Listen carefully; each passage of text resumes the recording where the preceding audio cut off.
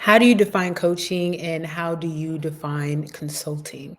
In this video, we are going to talk about the legal impacts behind how you define what you do. My name is Liku Amadi, founder and attorney of Anasa Law Firm, where I work with coaches, consultants, and expert service providers to help them establish a solid legal foundation for business. My bread and butter is contracts, particularly client contracts, which is why we're talking about coaching versus consulting today and how you define that with your clients, right? Your client contract isn't just something you check the box on before you collect money. It's not something that you want to quickly bypass in order to start working with your clients.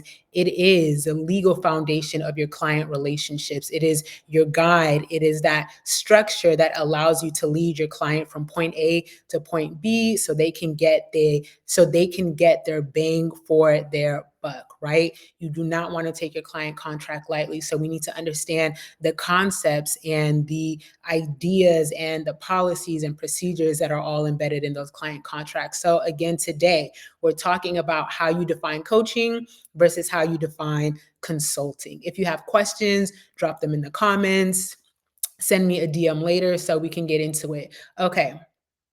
Coaching versus consulting. Now, we're not going to put the two against each other, but we are going to show that the two are defined very differently, and any person defines each one differently. You can have a summit full of hundreds of coaches, and I can almost guarantee you, I'm 99.7% sure that every coach will have a different definition about what they do, about how to describe coaching. And maybe the same for consulting as well, right? As an attorney, I practice law, and I can tell you that while I know all other attorneys practice law, each state has a different definition of what that means. It's pretty close, right? Kind of similar, but they do have their specific definitions. There's a definition for the practice of medicine, right? So we have these defined things. When it comes to coaching, not so much. When it comes to consulting, not so much. But we do have an idea of what that means. And when it comes to working with clients, when it comes to breaking down and explaining what you do before somebody invests tens, hundreds of thousands of dollars in your services, you have to be very clear about that, right? Just to know that, or have just to assume that someone has the same idea about what coaching or consulting means is not enough. And from a risk standpoint, from a legal standpoint, you don't want to bank that someone's just on the same page as you because they're looking for coaching, because they're in need of consulting services. You have to have a way that you define that. The way that you define coaching is going to set expectations. The way that you define consulting is going to set expectations for your services. They're going to lay down the foundation as to what the client should be going through, what they should expect, those deliverables or the results at the end, right? So if you're not clear up front, the end result may not be as clear as well. The process and the method under which you work with people may not be clear as well. So again, how do you define coaching and how do you define consulting? I actually asked this question on social media, and I'm going to read how some people define coaching. I'm going to read how some people define consulting, so you can see the difference. There's such a variety of ways that people explain what they do, and I have my iPad right here. So coaching, I love this one actually. Coaching is for your person. Consulting is for your business. Very clear cut, right? Coaching is where I ask questions to help you find your answers, help you craft a plan, help you overcome obstacles, and hold you accountable. Consulting gives a lot more strategic direction and advice based on my own expertise. So, what I'm reading are people defining coaching and consulting. Coaching is you hired me to help you do a thing, we're going to do it together. Consulting is I tell you what to do, it's your choice if you're going to do it.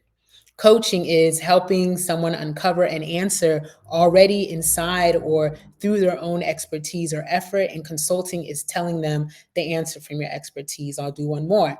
Coaching is pulling me towards what you want to pulling hello Coaching is me pulling what you want to do out of you, and consulting is me telling you what I would do. So I think we can sense a theme here as to the difference between coaching and consulting and how people define each.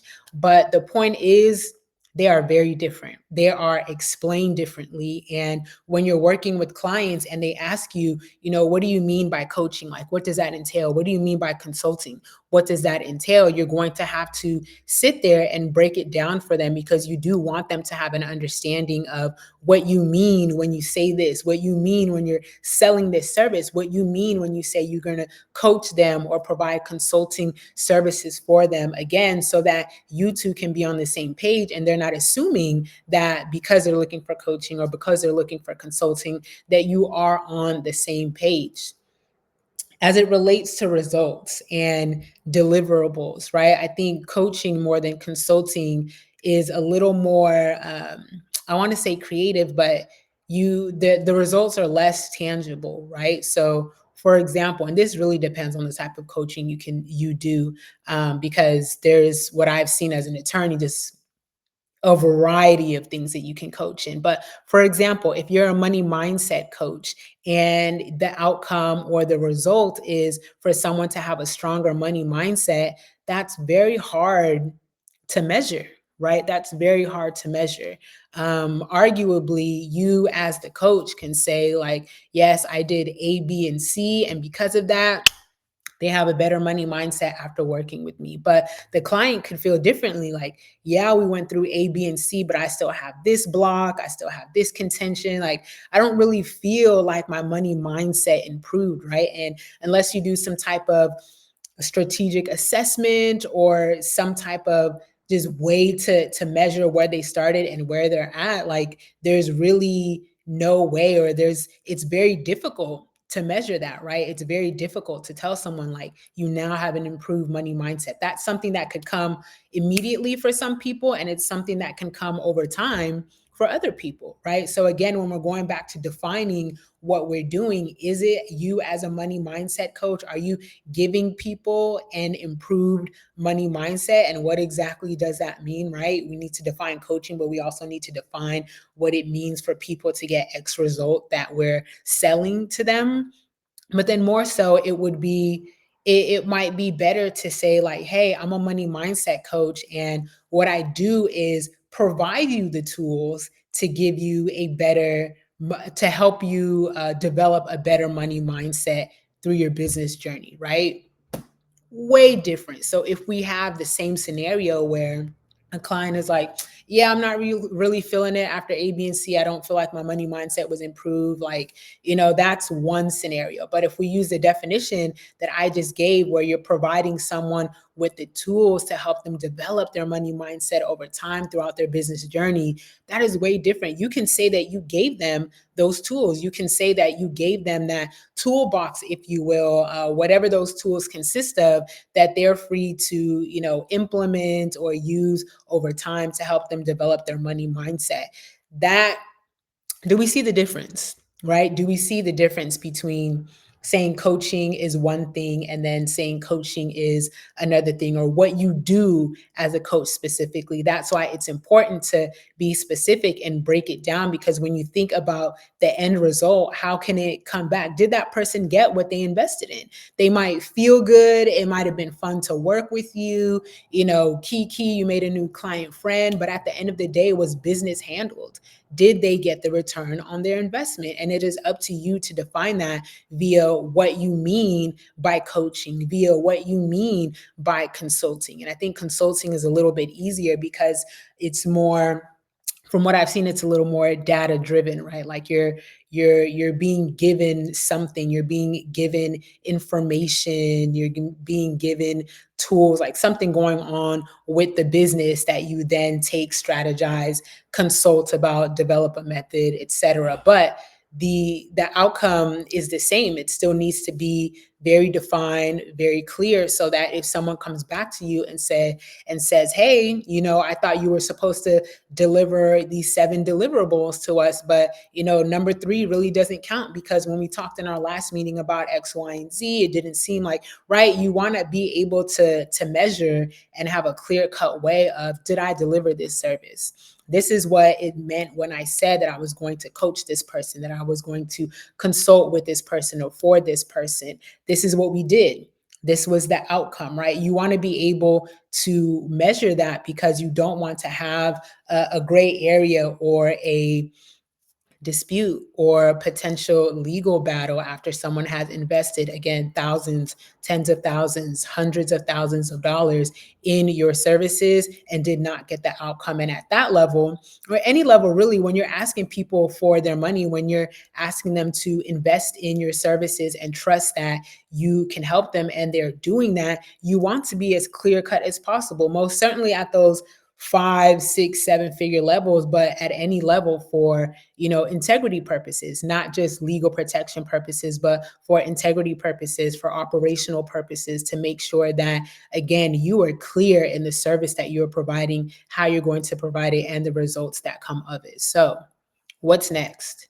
What do you do? Now that you understand that coaching and consulting, we have an idea about them, and if you do one, if you do both, this applies to both categories, that you need to clearly define what they mean. If you cannot if a client asks you and you can't tell them what coaching means, what consulting means with regard to the services that you are selling to them, then that's problematic. But it's okay because you're here and you're listening to this live, you're listening to this video. So here's your opportunity to sit down after you watch this. Take 5 to 10 minutes and say, based on these services, based on what I've done for people, based on how I work with people, like, this is the definition. And if you have a definition already, look at it and see if it's really clear. Like I told you with the money mindset example, it's one thing to say that, I'll help you improve your money mindset, right? It's another thing to say, I will provide you with tools that you can use to help develop your money mindset over time.